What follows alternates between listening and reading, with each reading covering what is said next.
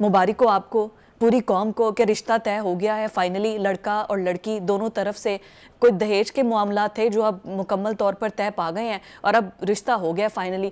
तो अब जो शादी होने जा रही है, इस शादी में हमें क्या मिलेगा? देखिए, गुजारिश ये है कि रिश्ता तय होने की हद तक तो मैं आपकी बात से इतफाक करता हूँ। जहेज में क्या आएगा और शराइत दीगर क्या है, जेब खर्च किसको मिलना है, किसने किसका देना है, ये सारी चीज़ें अभी जो हैं ये पोशीदा है, मख्फी हैं। इनका आने वाले दिनों में लग पता जाएगा। अच्छा, बारातियों का कोई रोल नहीं है बारातियों का? मुझे और आपको ना पहले कभी कुछ मिला है ना अब मिलने जा रहा है। हम तो अवामुन नास में है ना जी, जिन्होंने भुगतना है। इक़्तिदार में जो भी लोग आते हैं अवाम उसकी कीमत चुकाते हैं। हम तो कीमतें चुकाते चुकाते थक भी गए हैं और मज़ीद चुकाते रहेंगे जब तक ये सांसें चल रही हैं। यही हमारी किस्मत है और यही हमारा नसीब लिखा हुआ है। हैविंग सेड दैट, ये जो अंडरस्टैंडिंग हुई है या जो मुआहदा हुआ है या इसको शराकत इक़्तिदार का आप फार्मूला कह लीजिए, क्या ये गारंटी बनेगा एक मुस्तहकम हुकूमत के कायम होने की? इसके ऊपर बहुत सारे तहफ़्फ़ुज़ात हैं। इसलिए कि क्या दोनों पार्टियां जो हैं जिनके दरमियान ये मुआहदा तय हुआ है वो एक दूसरे से सिंसियर हैं? यस। क्या वो चाहती हैं सिद्क दिली से कि ये जो यानी शराकत है ये कामयाब हो और पाकिस्तान को जो चैलेंजेस दरपेश हैं वो हल हो जाए? क्या उन दोनों को ये इजाज़त दी जाएगी कि वो अपने इस मिशन में कामयाब हो जाए? ये बहुत बहुत बड़े सवालिया निशान हैं। ये सवालिया निशान उस वक्त भी थे जब नून लीग पहली दफ़ा इक़्तिदार में आई थी। पीडीएम नहीं, नून लीग। अच्छा, नून लीग पीछे जा रहा हूँ, बहुत पीछे जा रहा हूँ। 1985 में चले गए ये हम उस जी हम हाँ, ये सवालिया निशान उस वक्त भी थे जब एनआरओ के जरिए पीपल्स पार्टी सिस्टम में दोबारा वापस आई थी। अगर आपको याद हो 2008 से 2013 तक का इक़्तिदार, हाँ जी, जो एनआरओ दिया था जनाब जनरल मुशर्रफ साहब ने, कि सारी बातें हकायक हैं।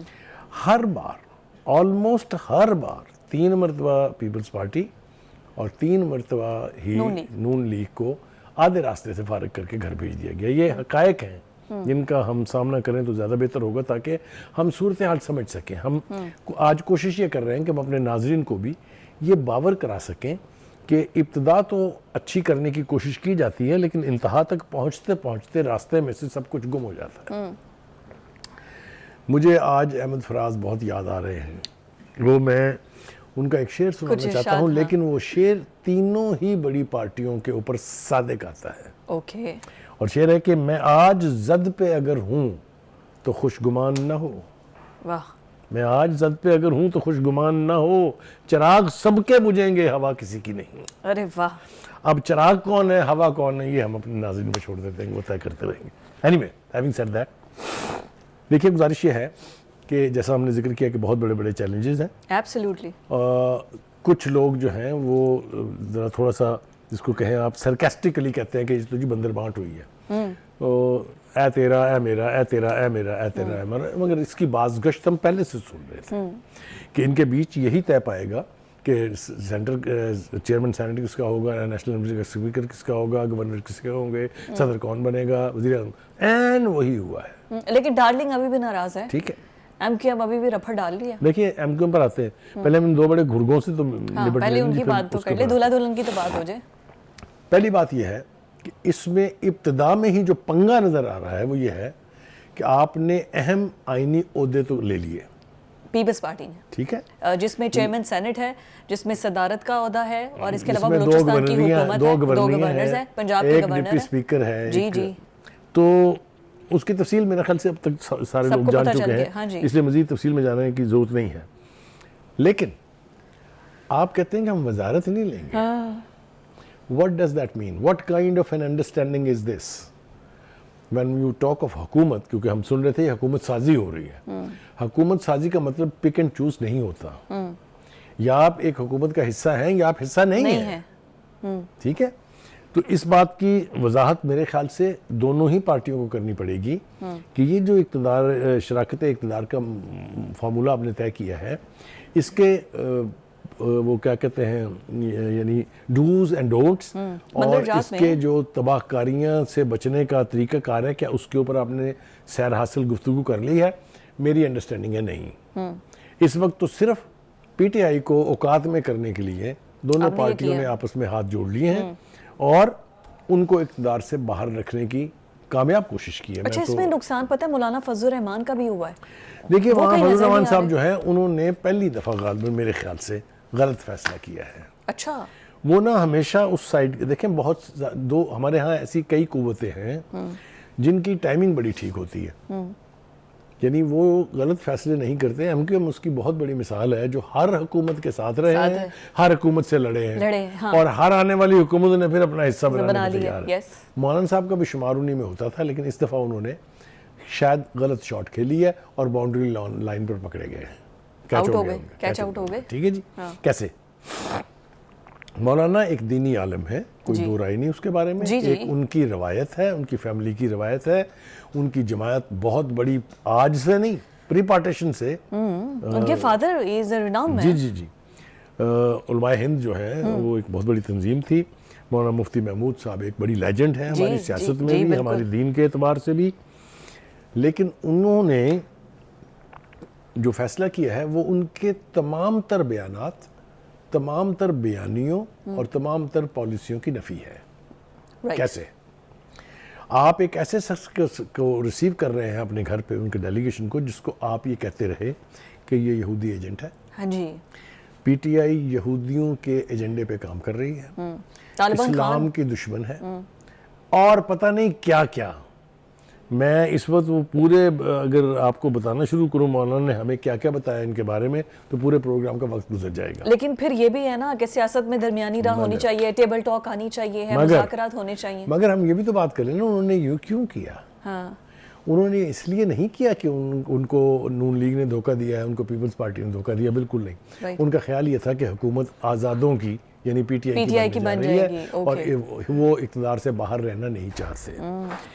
ये कमेंट करते हुए मुझे बड़ी तकलीफ हो रही है, इसलिए कि पीपल्स पार्टी और पीडीएम के साथ मौलाना का एक बड़ा गहरा रिश्ता था।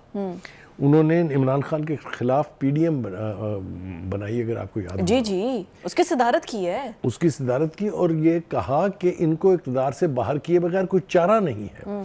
जब ये तय किया गया कि नहीं जी, अंदर पार्लियामेंट के रह के इनको निकालने की कोशिश करते हैं, उसकी मुखालफत की मौलाना जी ने। जी, उनका नहीं, इनको तो निकालना ही पड़ेगा, है। यस। धरने भी दिए और बहुत कुछ किया। वो सब कुछ मौलाना कैसे भूल गए इस हैं, बार मौलाना के हाथ कुछ नहीं है और ऐसे। कैसे वो ये समझते हैं कि लोग इतने बेवकूफ़ हैं कि उनको कुछ याद नहीं रहेगा, मैं जो भी करूंगा वो ठीक है। अच्छा, लोग तो ये भी नहीं भूलेंगे कि ये इलेक्शन कैंपेन में दोनों बड़ी जमातें एक दूसरे के खिलाफ बयान कर रही थी और अब इकट्ठे हुकूमत फिर चला रही है। करेक्ट। लोग ये भी नहीं देखिए, भूलेंगे। जो है ना पार्टियों के बीच इस किस्म की मुफाहमत करना, जब आपके पास वोट बैंक हो, आपके पास नंबर इतने हों कि आप बारगेन कर पाएं, वो पॉलिटिकल बारगेन एक और चीज़ है। अपने बयानिए से हटना वो और चीज़ है। उनका बयानिया ये था कि ये ABCD जो है ये यहूदी एजेंट है, और क्या क्या हाउस ऑफ गोल्ड स्मिथ और पता नहीं क्या क्या उन्होंने कहा हुआ है। तो वो कैसे उन्होंने कड़ा दिल करके ये फैसला किया है। अब इसकी कीमत अगर उनको चुकानी पड़ेगी तो ये तो है नहीं, राइट। लेकिन ये मैं आपको वसूख से कह सकता हूँ कि जिस तरह हमें पीपल्स पार्टी और नून लीग के इस फार्मूले पर रिजर्वेशंस हैं, मुझे उससे ज़्यादा सीरियस रिजर्वेशंस हैं कि JUI और PTI किस हद तक साथ चलेंगे। वो जूतियों में दाल बटनी, जिम्मेदारी से कह रहा हूँ कि लोग इसकी मिसालें दिया करेंगे कि देखें क्या हो रहा है। क्या इत्तेहाद हो ठीक है रहा जी। बिल्कुल ठीक है, लेकिन स्टिल हुकूमत साजी की जो आप बात कर रहे थे ना कि बंदर बांट है कि ये तुम रख लो, ये तुम रख लो, ये तुम रख लो। आप इतने दिनों से ये कह रहे हैं कि peoples party at the end eventually cabinet में आएगी, लेकिन वो कह रहे हैं हम कैबिनेट में नहीं आएंगे। करेक्ट। मैंने उस वक्त जब ये कह रहे थे कि इन दोनों का इश्तराक नहीं होगा, उस वक्त भी मैं ये कहता रहा कि नहीं, ये अल्टीमेटली दोनों इकट्ठे होंगे और हुकूमत साजी का में हिस्सा लेंगे, कहता था मैं। हाँ जी। जबकि कोई मानने के लिए तैयार नहीं था। Right. इसी तरह मैं फिर कह रहा हूँ, जल्द या बदेर, अब बहस इस बात पर है कि वो फौरी तौर पर हिस्सा बन जाएंगे या 2-1 साल गुजारने के बाद। 2 साल इंतज़ार करने की ना सकत है, ना आदत है, ना रवायत है। क्या बात है। ठीक है जी, ठीक। जिम्मेदारी से कह रहा हूँ। देखिए, 2 और अहम बातें जो करनी बहुत ज़रूरी हैं वो ये है कि क्या ये इश्तराक पीडीएम वाला इश्तराक होने जा रहा है जो 16 महीने में इकट्ठे इक़्तिदार के मजे लेके एक साथ चल के एक दूसरे की तारीफों में ऐसे ऐसे कलाबे मिला के, क्या बात है कि जिसकी मिसाल नहीं मिलती। उनको अपने नाना भूल गए, उनको अपनी माँ भूल गई। उन्होंने कहा ऐसा प्राइम मिनिस्टर तो कभी पाकिस्तान में आया ही नहीं है, याद जी है जी आपको? जी, मरियम और बिलावल के साथ साथ तकरीरें याद हैं। और साथ उन्होंने ये भी कहा कि काश ये वज़ीर आज़म शहबाज शरीफ साहब सिंध की तरफ आ जाएं तो हमारे भी मसाइल हल हो जाएंगे, वगैरह वगैरह। ये याद दहानी इसलिए कराई जा रही है कि लोग अपने साबका बयानात भूलने के आदी हैं, लेकिन वो हमारा काम क्या आप है? याद करवाने के हमारा लिए हैं काम ना? ही ये है कि याद हम उनको करवा रहे हैं याद आप। कराते रहें कि आपने क्या बिल्कुल कहा था। ठीक हो गया। एक बात बुखारी है। साहब ब्रेक पे जाना है।